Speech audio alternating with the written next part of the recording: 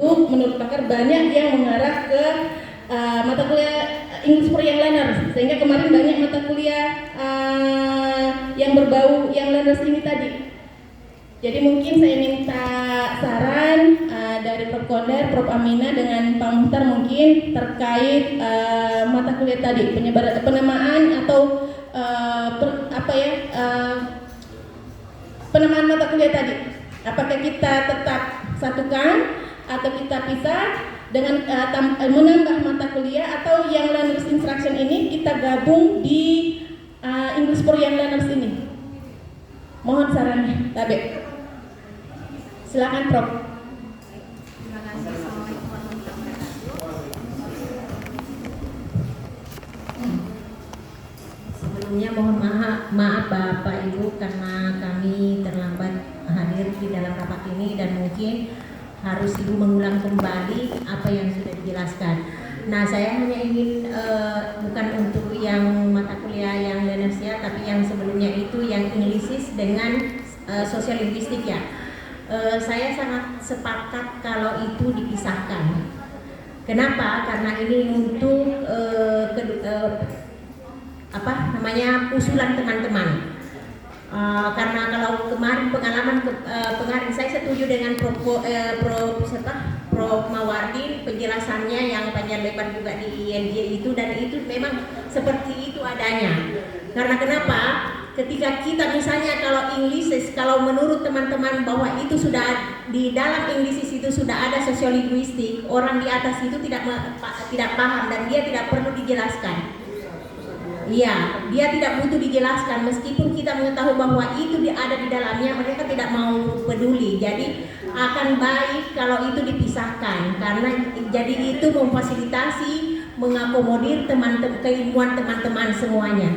Karena ketika kita mengusul pengalaman saya kemarin, kenapa saya kemarin untuk masuknya dipermudah, alhamdulillah, karena begitu saya mengusul dilihat mata kuliah tulisan saya. Jadi yang jelasnya ini tidak ada hubungannya dengan disertasi Bapak Ibu. Ketika kita mengusul tidak ada hubungannya disertasi kita, tapi hubungannya yang sangat kuat itu adalah artikel kita, tulisan kita, publikasi kita.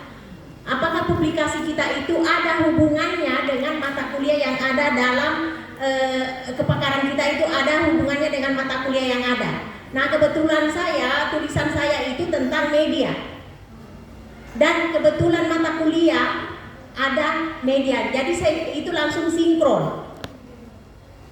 Jadi kalau kemarin English itu digabung dengan sosial linguistik, saya sebenarnya juga tidak setuju hanya English yang muncul. Kita tidak bisa menjelaskan di atas sana dan orang tidak mau peduli. Jadi akan sangat bagus, saya kira, supaya teman-teman semuanya bisa terfasilitasi untuk itu. Demikian kalau yang ini saya kembalikan kepada yang berkompeten dalam hal ini. Prof, tidak usah berpindah itu. Maaf, terima kasih. Sebenarnya saya mau Pak Mukhtar dulu berbicara karena beliau ini berkaitan langsung dengan mata kuliah itu, baru nanti saya tambahkan. Terima kasih. Jadi saya sangat apresiasi teman-teman yang memotivasi saya, dan saya juga terima kritikan dari dalam hal ini masukan dari Dr. Nur Sehat yang mungkin juga turut punya andil dalam mempromosikan Englishish, kemudian menggabungkan dengan sosiolinguistik. Di semua jurusan bahasa dan prodi bahasa ada sosiolinguistik, ada antropolinguistik, di beberapa prodi yang lain ada psikolinguistik. Ya, kita butuh konten, subjek konten.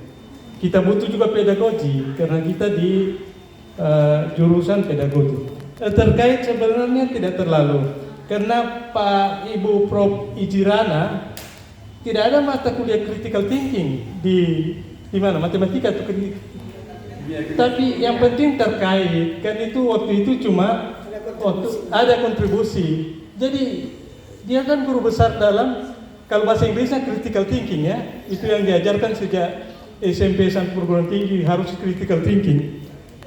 Sedangkan saya Language policy ada dalam sosiolinguistik, salah satu kajian makro sosiolinguistik itu. Semua Pak, termasuk dalam kurikulum itu kalau language policy, bagaimana bahasa itu dimasukkan ke dalam kurikulum, baik itu bahasa Inggris maupun local language. Kemudian kalau di sosiolinguistik saya kira mata kuliah terkait juga ada seperti tadi itu second language acquisition dan komponen-komponen linguistik yang berhubungan dengan penutur bahasa dan budaya. Saya kira itu saja untuk pengantar dari saya. Saya sangat apresiasi Prof. Kolder sudah beri saran yang baik. Terima kasih dan teman-teman lain. Prof. Amina lanjutkan. Komentar dulu yang jawab karena ini menyangkut pertemuan kita waktu di UPA Bahasa ya. Jadi ada Pak Mukhtar, ada Prof. Mawardin menganggap bahwa kehilangan sosiolinguistik itu akan mempengaruhi kenaikan jabatan fungsional teman-teman untuk lektor kepala dan guru besar. Nah, pertama, kalau saya mengamati dulu jabatan lektor kepala itu memang selalu atas nama mata kuliah, ya dulu, sehingga kebanyakan teman masih berprinsip seperti itu. Sementara sekarang kepakaran itu bukan lagi dilihat dari mata kuliah, tapi dari rumpun ilmu. Makanya di sister itu sekarang dan di BKD itu yang diminta rumpun ilmu. Jadi hal itu akan mempengaruhi mata kuliah yang ada di kita punya kurikulum.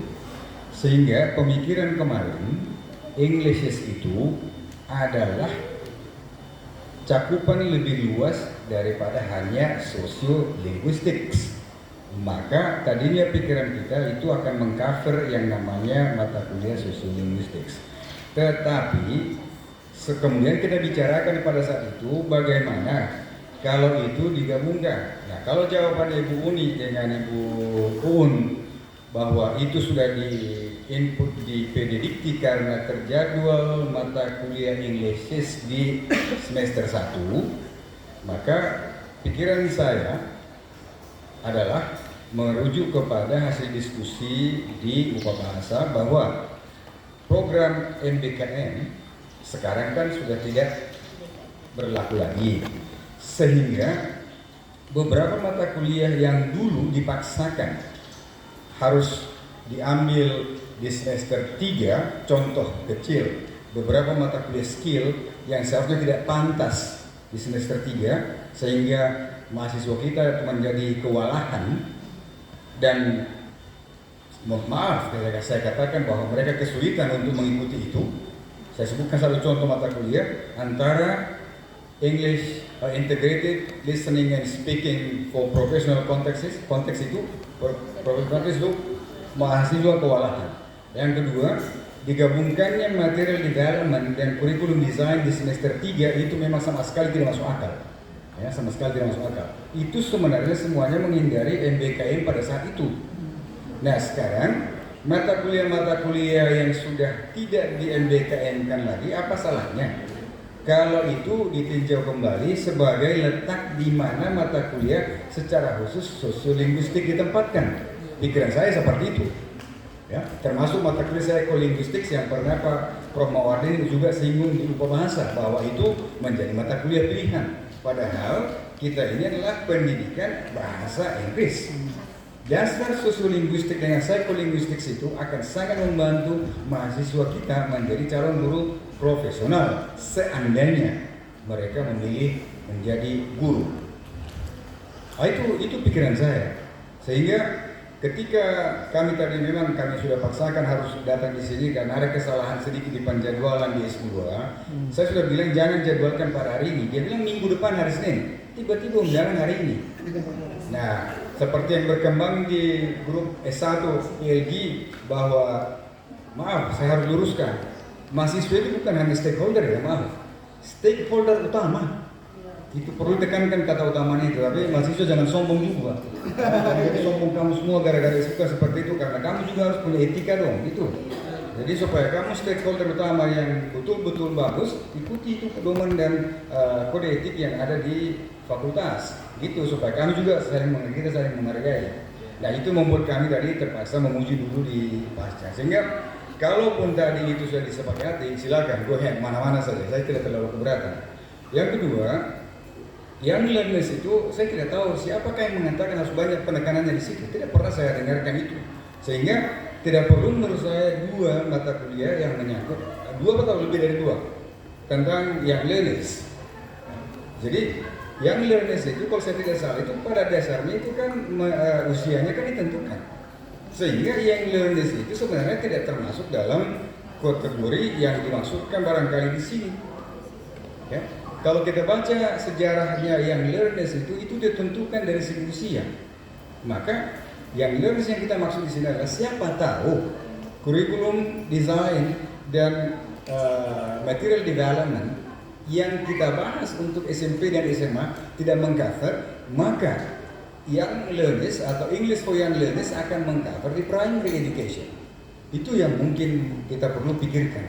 Seandainya itu yang dimaksud dengan harus memberikan penekanan, karena kalau saya tidak salah di dalam petunjuk kita bahwa S1 itu pada dasarnya dalam bahasa Inggris itu adalah memang untuk guru-guru sekolah menengah, begitu, sehingga English for Young Learners itu akan diharapkan bisa mengcover seandainya mereka yang mau jadi guru sekarang itu akan terjun ke sekolah dasar atau di bawah sekolah dasar, karena kita sudah punya level yang cukup sekarang dalam tingkat pendidikan di negara ini.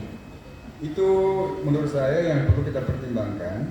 Jadi kalau toh misalkan semester 4, 5, 6, dan 7 belum terinput di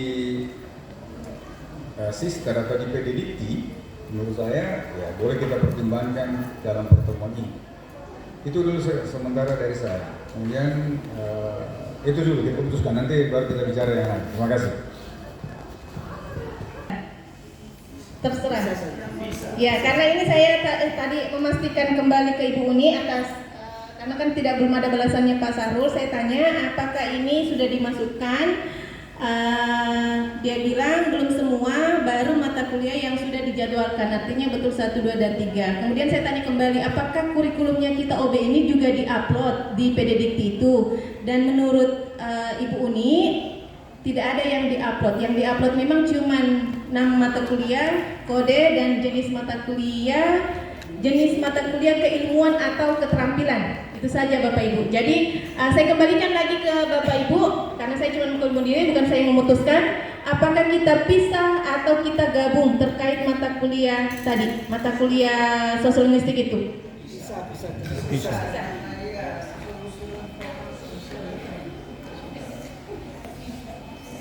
Mata kuliah dipisah. Di semester mana kita? Ini kan mata kuliah yang belum diinput semester 4, 5, 6, 7. Di semester berapa Bapak Ibu?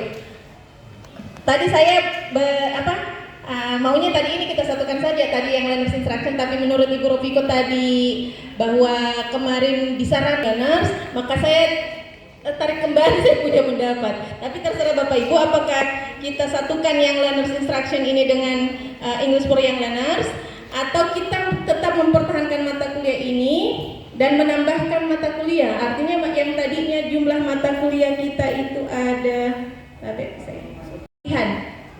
Iya. Ada yang menarik, bagus sekali usulan Ibu Jatian tadi.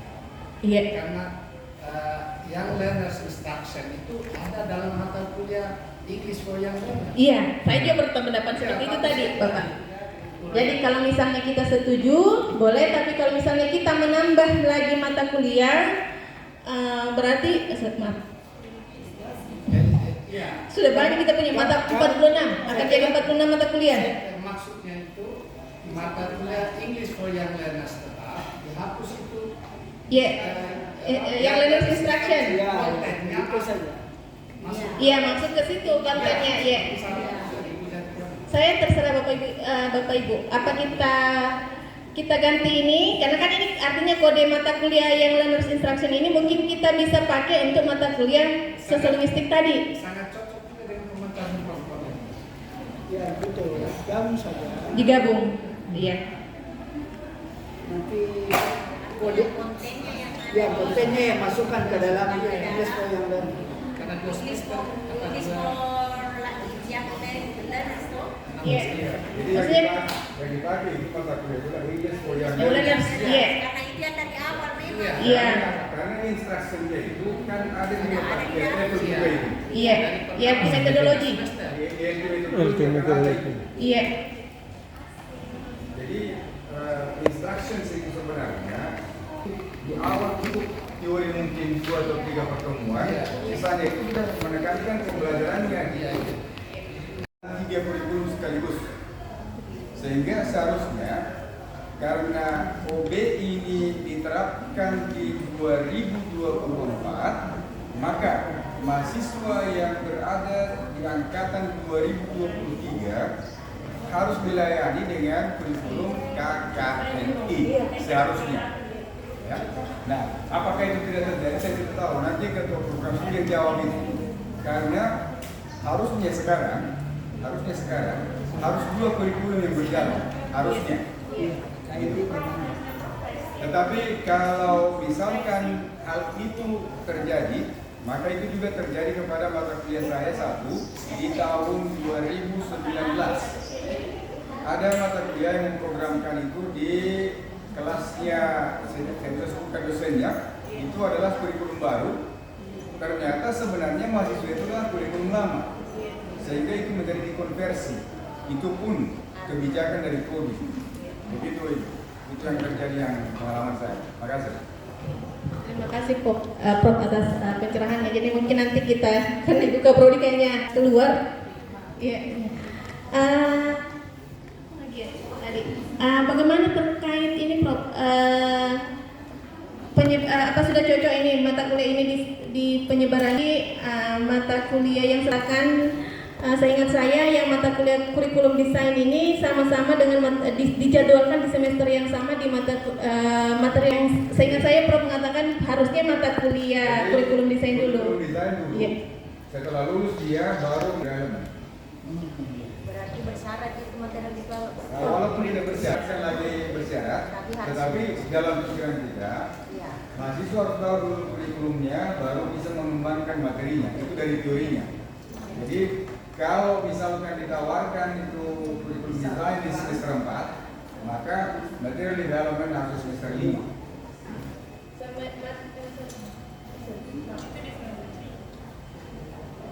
Itu sekarang dua-duanya semester 3. Iya, jalan Ya, sama-sama. berarti kurikulum desain di semester 3, material development bisa di semester 4, Prof. Boleh, kalau begitu silakan. Silakan. 3 bulan. terkait tadi penamaannya memang berbeda. Sedikit lagi terkait tadi mata kuliah persyarat, karena tadi kami sempat bahas yang mata kuliah seminar dengan mata kuliah writing for academic dengan mata kuliah research, karena ini ada beberapa kalau di kurikulumnya sebenarnya konten kajiannya berbeda, cuman pada fakta kenyataan di lapangan kami temukan ini rata-rata di mata kuliah writing mahasiswa diminta menulis proposal. Di mata kuliah research ada beberapa dosen yang minta itu juga. Karena mata kuliah mahasiswa sekarang tidak ada mata kuliah prasyarat, ya, sehingga yang tadinya dijadwalkan di semester 6, mahasiswa semester 4 bisa program itu. Dan ketika kita ingin melaksanakan seminar kan pasti bahannya dari situ tadi, draft proposal yang mereka sudah buat dia presentasikan. Cuman pada saat itu karena mahasiswa masih program mata kuliah writing dengan research, akhirnya di mata kuliah seminar kembali lagi menulis draft proposal, sehingga terpikirkan tadi saya boleh tidak, karena sudah tidak ada mata kuliah bersyarat, saya tadi minta sama Pak Nadrul sebagai ketua panitia penyusunan SOP, boleh tidak kita buatkan SOP-nya tadi terkait itu, sehingga jangan sampai mahasiswa melakukan aktivitas pembelajaran. Sampai mungkin bisa ada pencerahan. Baik. Ya, perlu dicatat, khususnya bagi teman-teman yang tim mata kuliah speaking yang apa namanya? belajar speaking dulu. Integrated Listening and speaking. listening and speaking. Iya, for academic, iya. Academic. For academic context, iya. Itu bukan sampai di proposal yang siap. Itu kesalahan besar. Iya.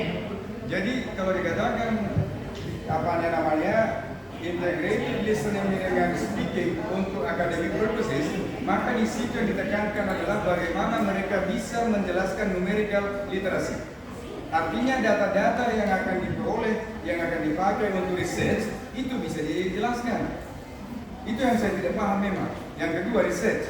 Mata kuliah research itu bukan proposal yang siap, bukan.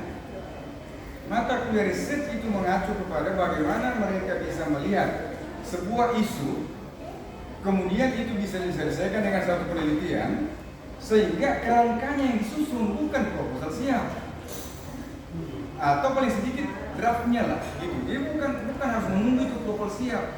Maka di mata kuliah seminar dituntaskanlah itu, gitu. Sebenarnya latar belakang yang bagus itu dalam seminar itu bagaimana? Sebenarnya kajian pustaka itu bagaimana? Kelanjutannya gitu. Jadi di research proposal itu sebenarnya, di research kuliah itu sebenarnya adalah hanya brief descriptions of the body of the proposal, bukan lengkap. Jadi saya menarik memang itu ada saya di mata kuliah sekarang ini, di mata kuliah research, saya lihat mahasiswa di writing itu sampai tuntas sampai habis. Ketika saya tanya, mereka kita belum selesai kalau sampai habis ini, jadi tidak bisa seminar, tidak bisa di research, tidak bisa. Jadi kalau begitu satukan aja mata kuliah itu, semua kuliah itu tujuannya. Ya itu juga yang saya Satu mata kuliah dapatkan aja di dia, lapangan. kalau banyak mata kuliah yang lain. Nah, speaking in academic purposes itu saya mau sampaikan kepada kita. Kalau menurut saya dan bacaan-bacaan yang ada, kalau dikatakan speaking in academic purposes, maka pertama, dia harus mampu membaca literatur dan bisa summary dan menangkap maksud daripada bacaan. Yang kedua, kalau ada data, ini akan membantu mereka untuk contohnya tes IELTS. Ada menunjukkan figur, menunjukkan chart, menunjukkan table. Itu yang bisa dibaca, bukan membaca secara semua riset proposal begitu. Akademik. Itu yang saya tahu. Iya. Nah, di research lah dia, diramu itu menjadi sedikit-sedikit. Latar belakang bagaimana, kajian pustaka sekajian dengan itu bagaimana, metodenya bagaimana, dan bagaimana langkah-langkah yang dipakai untuk menyusun sesuai pedoman yang ada secara singkat. Dan itu kok nggak salah di metode sudah ada, makanya ya maaf aja, tapi Pak Mokhtar di sini rekam kita semua ya, tapi maaf aja saya katakan bahwa ketika kita misalkan ada mahasiswa yang tertarik dengan isu tentang vocabulary, maka di mata kuliah seminar mereka akan mengambil 10 mungkin artikel tentang isu di vocabulary. Maka mereka mengkaji itu apa persamaan, apa perbedaan dan seterusnya, sehingga itu bisa menjadi satu publikasi untuk kajian pustaka. Itu namanya literatur review, dan itu bisa dipublikasikan satu. Dan itulah seharusnya yang terjadi di S2. Maka bimbingannya Prof. Amina dengan teman-teman YSW itu kan bisa seminar kemarin, karena memang itu yang tujuannya seminar gitu loh. Nah, seminar kedua adalah metodologinya. Dari 10 artikel itu metodologinya apa? Dikajilah di situ semua, itu yang dipaparkan dalam seminar, bukan proposal. Lalu apalagi nanti seminar proposal waktu untuk skripsi, tidak ada untuk penting di semua. Coba kita baca proposal lain di tempat lain mengenai seminar NLT. Itu bukan proposal yang asal jadi itu semua di copy paste dari perpustakaan. Ya maaf mahasiswa-mahasiswa, Saya dapatkan bilang kepada mahasiswa, kamu pasti tidak suka. Jika diperbaiki oleh pembimbingnya, maka itu bisa menjadi tesis, menjadi skripsi, tugas akhir, dan itu bisa menjadi publikasi. Tapi kalau kita mengatakan tidak boleh, harus eksperimen, tidak boleh eksperimen, saya tidak tahu dari mana itu pendapat itu. Sedangkan jurnal internasional Q1 ini bisa mempublikasikan literatur ini, kajian pustaka. Tapi tersisih karena ada metodenya di situ, gitu loh. Makanya kadang-kadang mau saya bicara tidak enak, mau dibicarakan nanti teman tersinggung. Tapi kalau sekarang kalau tersinggung silakan saja, karena saya sudah bikin singgung ya. silau. Tapi ide-idenya Prof masih dibutuhkan Prof, meskipun nanti Prof pensiun. Kami butuh ide-idenya Prof. Dan masih lama juga Prof. Nah, kira-kira itu saran saya. Jadi nanti di mata kuliah listening, integrated listening menjadi professional academic purposes dibagi saja. Itu membantu mereka untuk ikut di semester 5. Jadi mereka akan berhasil menganalisis data-data yang diinginkan dalam Duolingo, yang diinginkan dalam ITP TOEFL, yang diinginkan dalam IELTS. Gitu loh. Itu yang dimaksud dengan akademik, bukan proposal. Kalau begitu dari semester 4, 5, 6, 7 baru kacau lagi seminar proposal di mau tesis. Mereka tidak, karena kalau antara kan mereka membayar, dan salah satu persyaratan untuk seminar proposal kan harus sudah mengikuti mata kuliah seminar, ya. Jadi supaya tidak menghalangi mahasiswa, tetap saja ditawarkan di setiap semester, ya. Kalau ya seperti itu sih. Setelah research kan.